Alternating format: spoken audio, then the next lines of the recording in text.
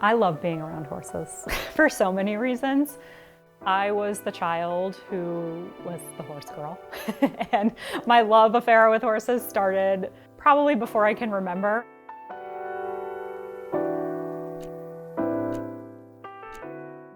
My name is Leah Goldman, and I am an equine coach. Equine coaches are relatively new to the coaching industry. So turn his head to the left. Head to the left.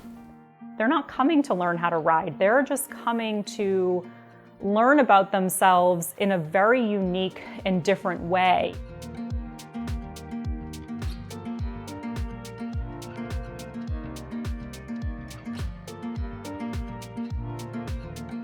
What makes this work really powerful is the horse as the mirror. The exercise for you is about creating space, right? And creating boundaries and keeping those boundaries in place. Back. Back. Good. Are we having fun? And stop.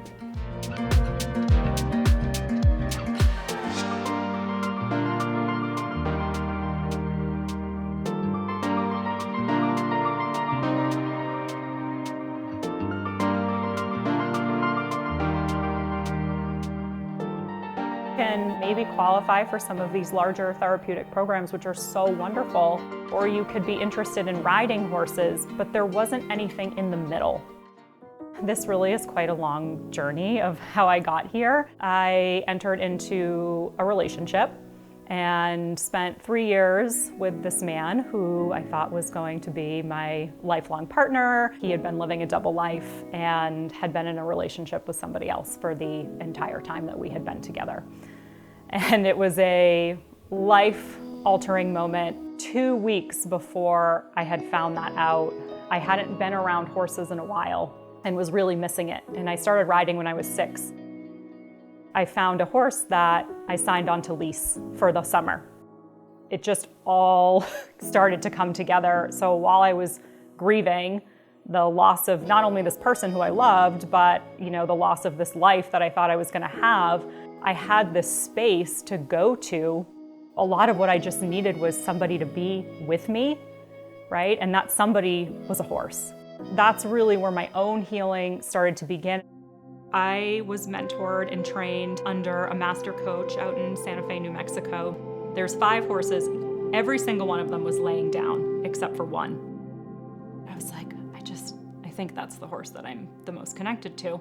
And he walked right by me. And I was like, oh, I was like, of course, I'm not good enough. And yeah, why would he come over here? And then all of a sudden, I kid you not, he turned around, circled in front of me, dropped to the ground, and dropped his head in my lap.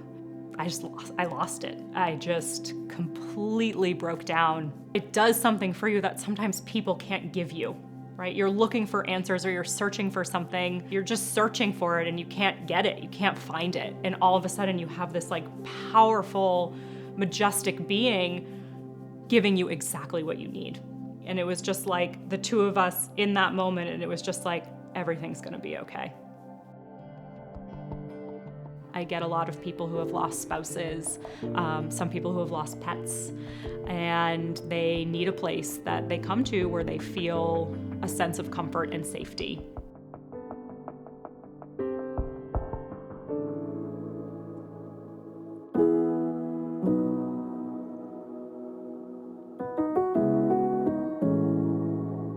Let's head into the indoor today. Okay, come on, boo-boo. We got some work to do. So before you do that, remember we want to always set the intention of what we're doing. So to conjure up or bring up things that really fill you with joy, right? That make you feel light, that make you feel warm, and go see what happens. Come on, boo. When I try to explain it to people, they're often like, you're not riding the horse? I'm like, no, I'm not riding. I'm never gonna ride the horse. I've never ridden the horse. It's not about that. It's about the being, not the doing. I am a psychotherapist. I sought Leah out because it was the middle of COVID. I was seeing 40 patients a week, which is way too many. So getting out of my head, not thinking about my patients, not wondering about COVID, not worrying about my kids and all the things that they were missing. I didn't have to do any of that here in any way. It was just about finding peace in myself. I think the lesson for me is that I don't need to hold other people's things quite as tightly as I do sometimes. And as soon as I get here, I'm just centered. Thank you.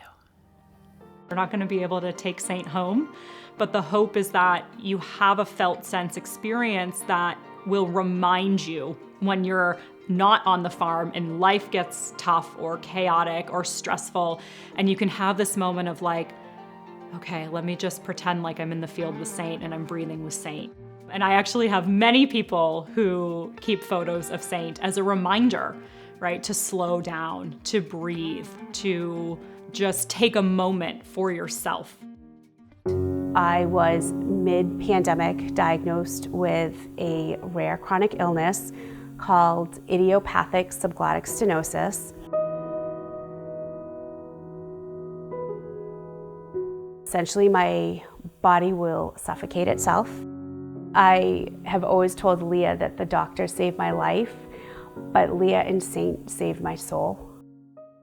I have my 4th surgery coming up on Monday. Just really trying to get myself in a good position where I'm in the zone and really focused on myself so I can come back even stronger. There's science behind it and why this works that I can explain to you, but there's also this other side of it where things happen that I can't explain. Those are the moments, those magical moments, a lot of the time that make a huge difference for people. So I'd already earned my credential, my ICF credential as a certified professional coach, which is the International Coaches Federation, and spent about 1.5 years going through that. The equine piece was really just taking my 30+ years of horse knowledge and just combining them together. So I had that idea the summer of 2018, and by 2020, I was launched and ready to go. I mostly see women, although men are welcome to come. It just, for whatever reason, seems like women are more drawn to this space than men. I worked with anyone, as young as 18, all the way up to women in their 70s. Somebody who is an equine coach has to be incredibly observant. They have to be incredibly thoughtful.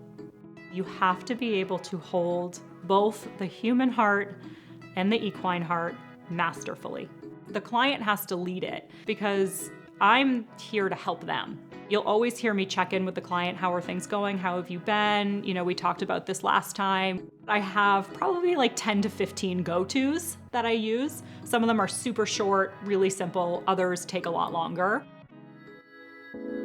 Saint is my heart horse. He is a manifestation of a horse that I have dreamed of since I was an adolescent. I remember thinking to myself as a child, someday I am gonna have a horse who is 16 one hands, who's a chestnut, a gelding, a warm blood. He's gonna have a white blaze and he's gonna have white socks.